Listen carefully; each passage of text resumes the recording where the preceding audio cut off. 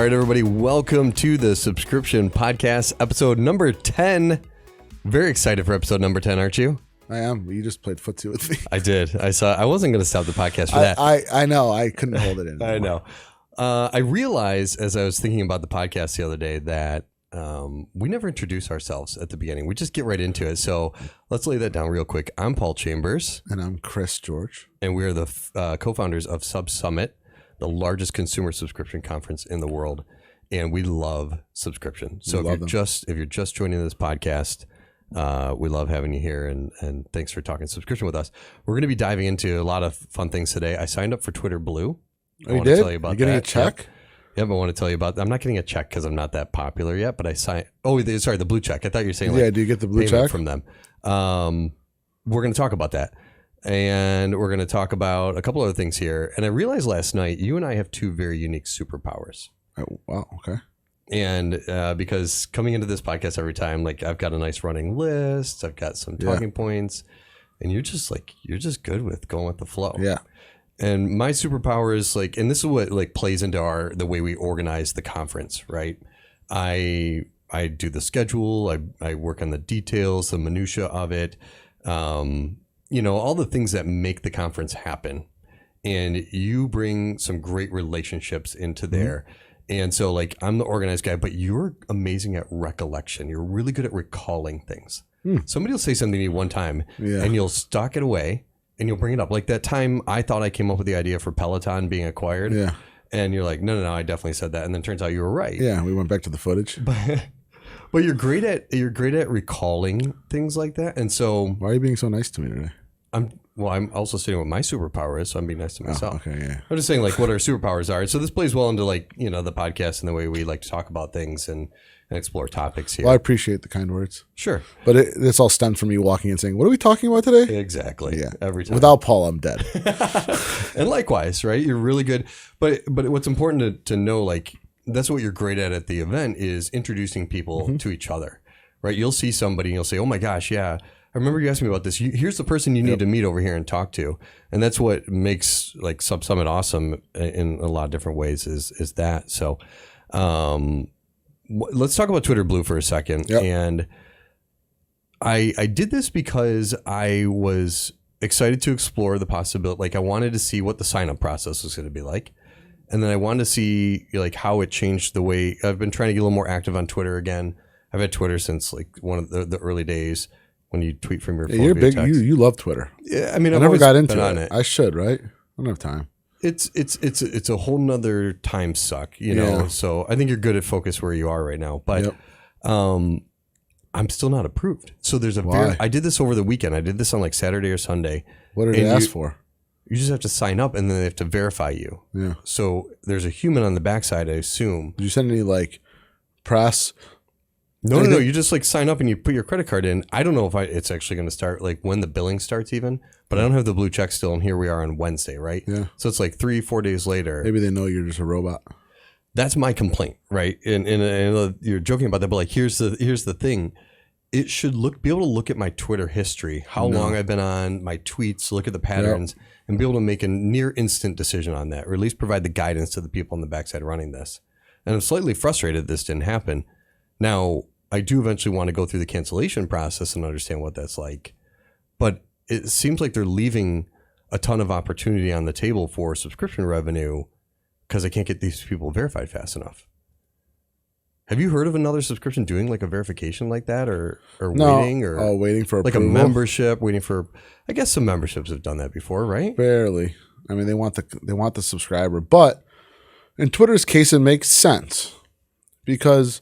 somebody could go make 10 fake accounts, get them, just pay the $8 and they're not real and try to flood the gates. They're probably trying to avoid it. They're probably overwhelmed. There's probably a ton of people that are applying. You said there's somebody manually looking, right? That's my guess. So if there's somebody manually looking, it takes time. Yeah, I know. Better than it be are that many people rushing out? Well, let me ask you this. Yeah. Let me ask you this. What if it approved right away? You'd probably be like, wait a minute. Sure, but 3 days? I mean, give me 24 hours. Did they give you anything that says we're going to approve you in the next 5 to 7 days? No. And good point, right? Yeah, It should be like, hey, here's the expected time frame. Here's when you can Key to expect to see subscription. this. Communication with your subscribers. Yeah, because you want to know, right? Yep. So I'm gonna let me jump on Twitter here. Oh, I got a new notification. What if it happened right now? What if you got denied? No, the notification. Oh, I'd been so happy if you I'd got be denied.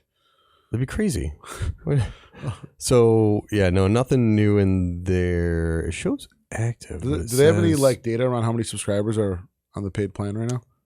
I haven't seen. There might be stuff out there, but I haven't seen anything recently.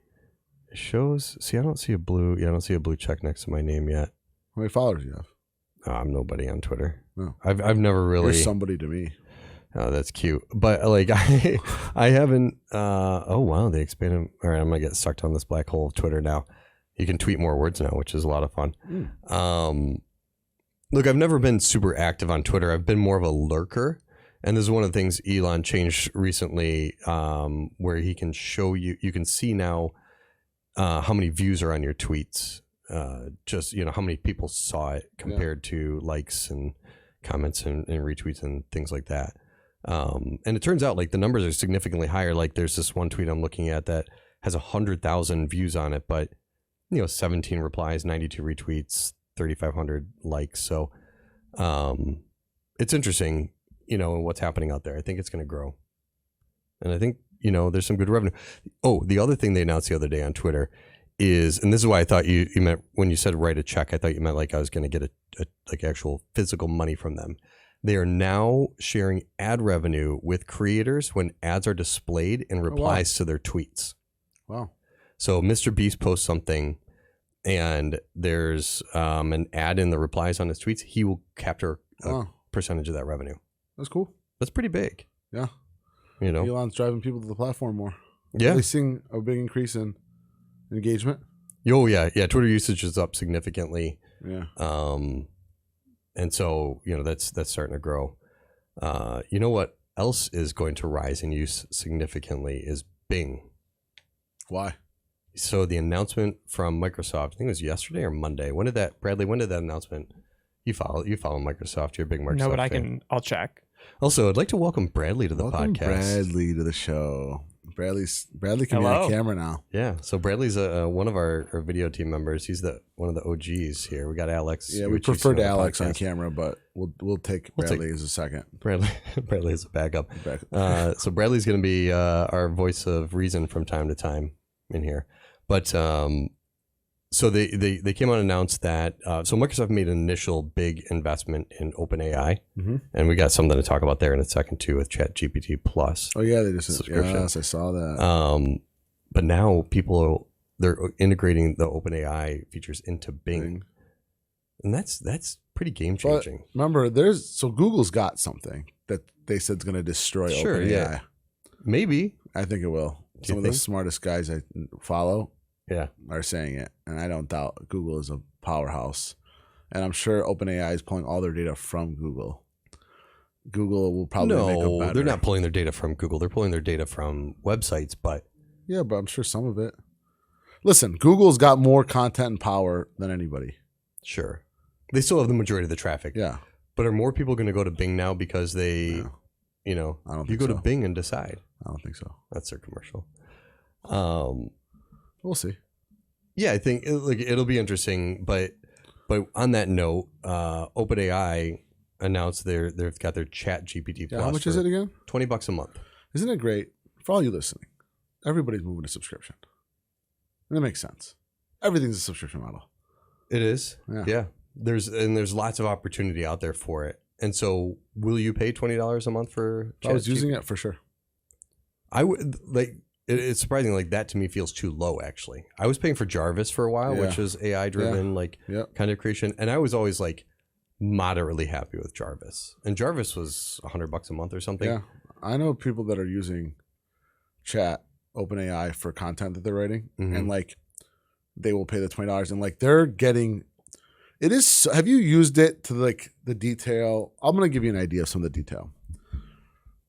They would use the chat to come up with the topic, then use it to write the article, then use it to add the number of words it needed, then say, make this more witty or make this sound more fun, make this a one of one. Yeah. Make this with all the correct SEO Google search terms. So they kept refining that one piece, you're saying? And it comes out immaculate. Can I admit something to our audience? 50% of our session title descriptions have been written by ChatGPT. That's good. I don't think that's a bad thing. No, I don't think it's a bad thing either. What I've done though, so I went and I said, I have a session at our conference. Our conference is about this. We have a session coming about this. This is the audience. Write a session description for me. I had to do something. And then I said, I have another session called this, right now, in the similar. Now, it wasn't perfect. I went through and tweaked them, but it helped me get through writer's block. And that was a big thing. Well, I also think what's important to understand is you can't just use that for the all be all. You need to add in the backlinks. You need to make sure that the right usage is there, the right terms are there. There's a lot more that still goes into it, but it can save a lot of legwork. Yeah, which is a big deal. So that's the thing for me is like when it wrote the description, it wasn't perfect in terms of the way I exactly intended that session to be, but it got through that. And that's sometimes starting things is the biggest hurdle and all that. I could see this being the Chat GPT Plus being a big thing. So they have a wait list on it right now. You just sign up to get early access to it. Why? I think just they got to pace it out in computing power and the amount of like resources it takes because it's been overwhelmed. What's the perks of the Plus?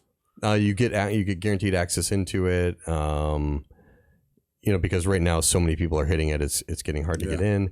You'll get faster response times. You get priority access to new features and improvements. So there's quite a bit coming. So for $20, it's not a crazy perks. No, you get to still use it. But other people can still use it. The current version is like a research preview, and that's what they're working off of.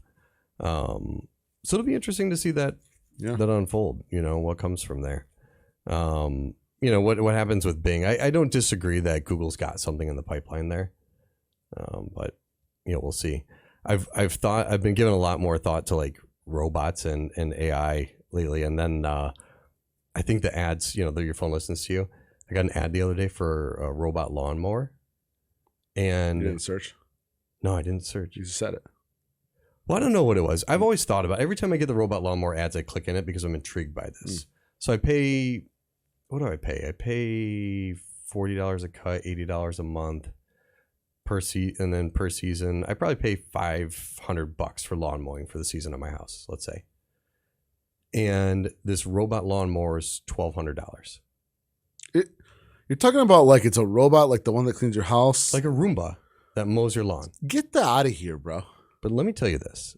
Okay, I will own one of those in the next 3 years. Okay. But here's where then I started thinking about a unique subscription model behind it. Yeah, I was just about to say that. This is where you put the hands in the subscription of you put the subscription in the hands of the owner of the device. So I buy the robot lawnmower and I'm using it once a week. Oh, you let people subscribe to use yours? I let my neighbors subscribe to it. When I whistle, ideas come. So what's interesting there is they could also do a subscription to the consumer, right? $1,000 up front plus $25 a month. And Roomba does that, right? Yeah. We've talked about this before. So then you could help people subscribe to yours, but then, there's risk, breaking down usage. There's like wear and tear on the unit.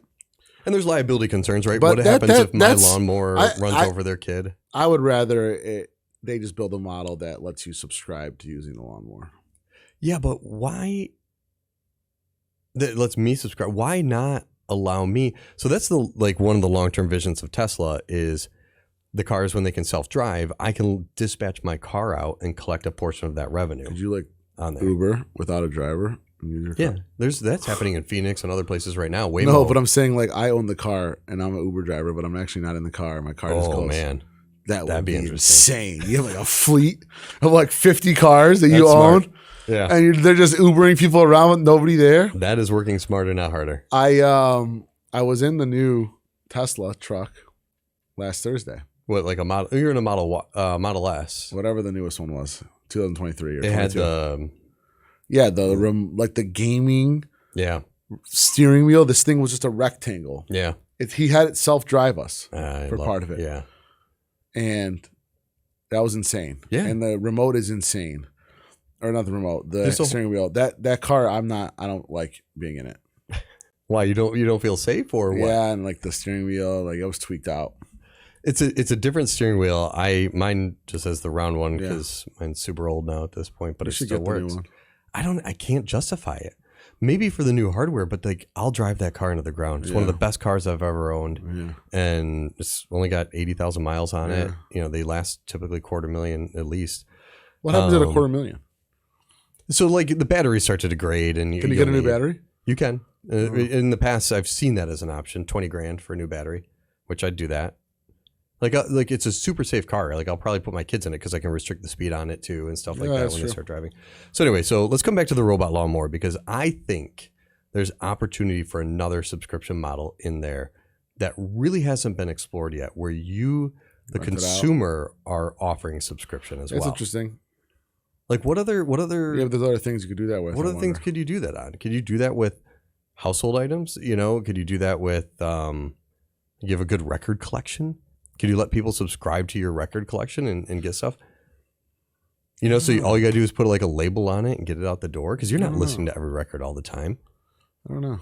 It's interesting. It's like building a little mini business off of another business. I mean, look at two-sided marketplaces are super tough. Yeah. Right. You need both sides of it. Yeah. But I'm thinking more like local. Well, there's a site that does something similar, right? Where like you can rent out your Craigslist. Friend. No, there's like a site where like you can actually rent the person's lawnmower and use it for the week. Well, I think there's something like that. I mean, TaskRabbit does stuff like that. I don't know. No, it's like being able to rent your neighbor's stuff. Oh, yeah, I know what you're talking about. There is something like that. Our phones are listening. We're gonna start to get commercials now. Yeah, I don't know. Look at there's something that could definitely be part of that. Let's see what else we got on that. Oh, I want to make a shift here. Netflix password sharing. Okay, first of all, your thoughts, opinions on this?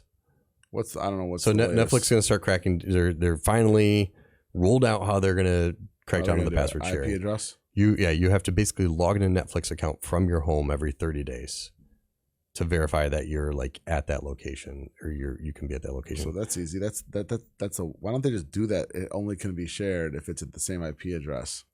Yeah, I mean that's essentially unless it's your phone or computer. Essentially what it is. But so then I started thinking about this, and I think we're going to explore this topic at SubSummit. Is Netflix cracking down on password sharing a profit? Like is password sharing a profit killer? So like by being able to share passwords with multiple people in your account, is that minimizing the profit that they're making, or is it a retention tool? Because my parents I'm not watching Netflix right now, but because my parents are under there, I'm keeping it. I would think that you're one of the few, and I think that this is a smarter move for them to get more subscribers.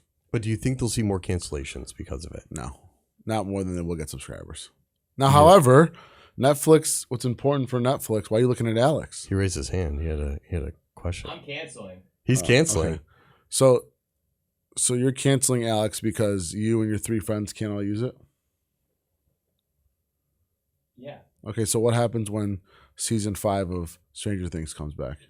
He's going to go back to it, but my point is like he wouldn't have canceled because his friends are in the account. Like Bradley, who's on your Netflix account, Bradley? Pretty much my entire family. Okay, so now, I mean, in theory, your family could come over to your house every 30 days, but they're not bringing like their Apple TVs and stuff. So now you have to break out your family, right? Correct. Are you going to keep Netflix? I hesitate to say this on the air, but I would be more inclined to do things, find the videos different ways. Okay, so you're going to cancel. Yes, I would not be participating. Is your parents going to sign up? My parents would just keep on as they are right now. Your parents will. They're willing to. They've never paid for Netflix before. Now they're willing to pay for it. No, so it was always them. Oh, it was always them paying for it, but everybody else was on the account. My brother, okay, so my sister, Bradley wouldn't add. So there's no loss would there. Sign off, and I know my parents Alex, would not. You pay for Netflix? My parents do. So they're not the right people to ask the question.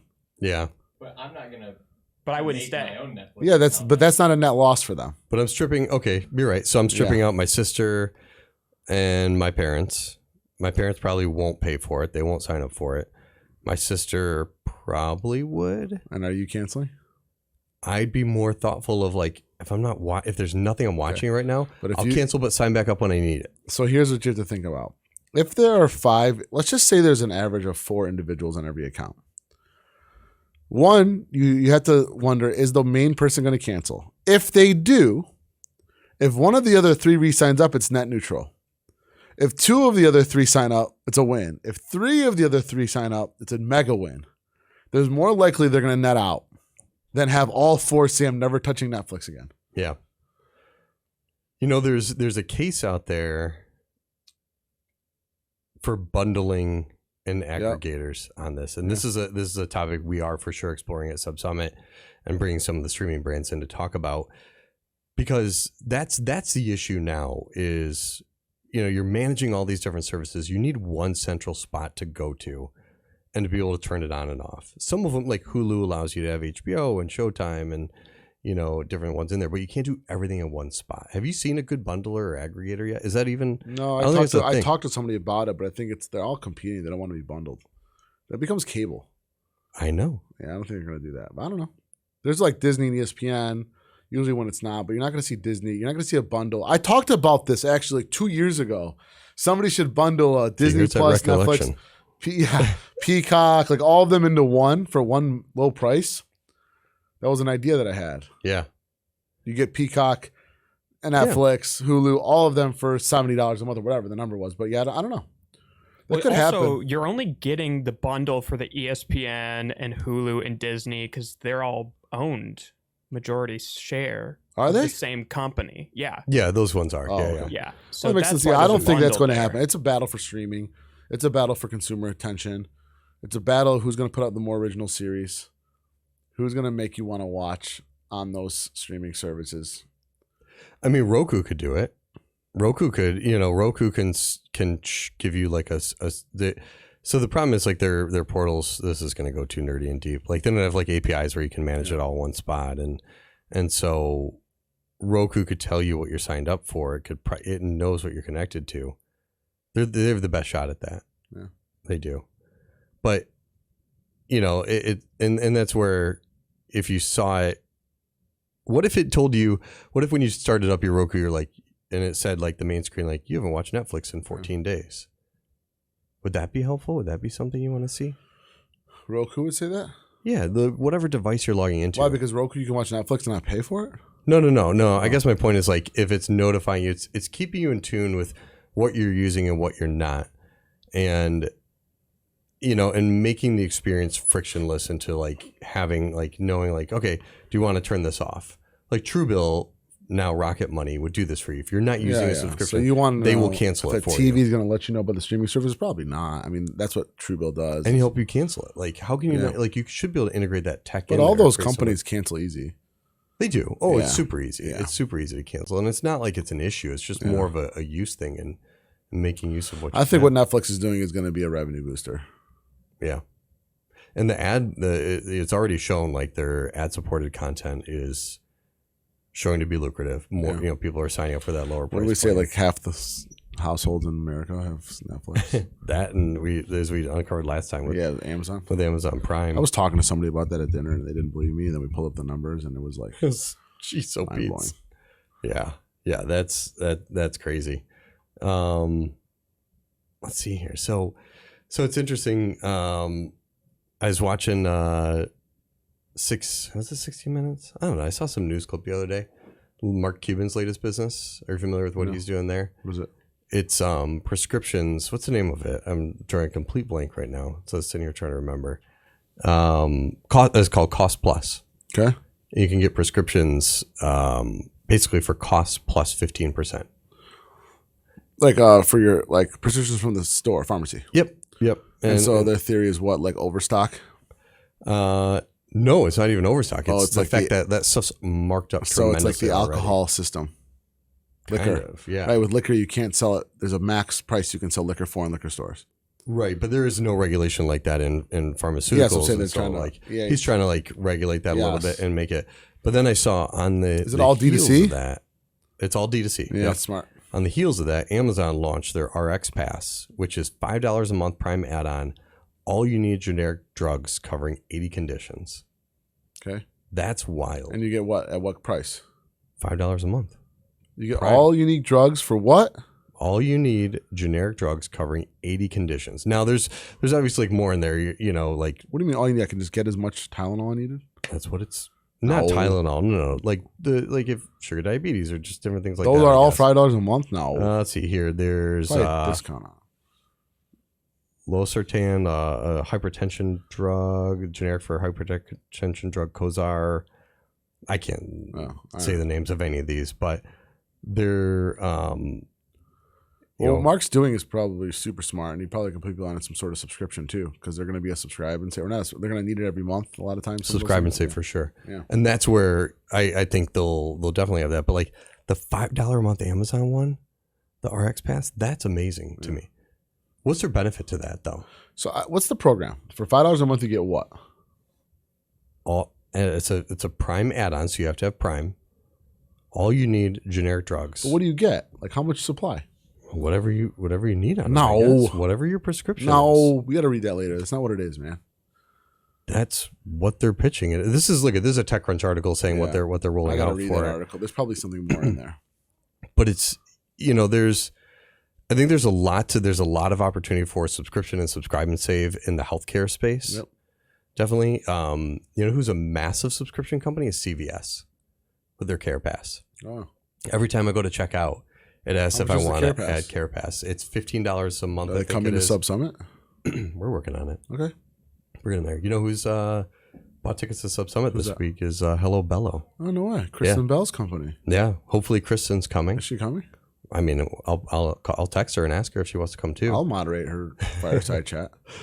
No, So- that's awesome. They're sending a few folks. Yeah. A couple of people from the team are going to She be got a pretty there. big business, right? They're great business. Yeah. We have Hello Bello in our shower. Our kids all use it for the shampoo and the conditioner and stuff. They got and, subscribe and save for all their stuff. Yep, subscribe and save for That's what great. they're doing, and they're a great brand that's going to be there. And then we just another note that's going to be there. We're locked in Peacock. Oh wow! One of the team members from Peacock to come in and talk about just how we're looking at growth and retention from that side. It's going to be a great main stage That's panel. great. Have a couple other big names we're working on for that too. We got some big determined still. automotive name that we got coming too. We do. Yeah. And it's we haven't talked a ton about the automotive subscription side, but there's a should next lot to week. unpack there. I'll make a note for that next for one next week. because we have a lot of automotive subscription We do. brands coming to the conference. And it's such an expansive space. Yeah. Everything from subscribing to the cars themselves down to, OnStar's been OnStar. around for 20 years. Which GM is coming. Yeah. Yeah. Yeah. So there's a lot of great things. We are actually in the process of getting the SubSummit schedule launched on the site. So by the time this podcast goes live, You'll see it. you'll be able to go to this subsummit.com and check out the Excited. schedule. We're right around the corner. We are. Covered a lot of ground today. Anything Yeah. else on your mind, Chris? No? It's great chatting as always. Yeah. Those listening, thanks for listening. Yeah. Next week I want to talk about Hinge a little bit. Okay. They've got a dating plan. Should I get on the app? You need to get on and test it. They've got a $60 a month tier for motivated daters. Okay. So if you really want to Get get there. access and get out there and meet a million people, I don't know how that dating scene works. You can do the Hinge $60 plan. So save that for next time. We're going to dive into that next time. We're going to talk about more of the speakers. And the other thing I want to dive into is just more about different pricing tiers. Yeah. So start thinking about that. Awesome. In the meantime, I want to thank everybody for tuning into the subscription podcast, and where you can find the buttons that surround this, or the like, the follow, the comment. Let us know what you think. If there are topics you want us to explore, we're always open to that and love that. Thanks, guys. We'll see Thanks you. for tuning in.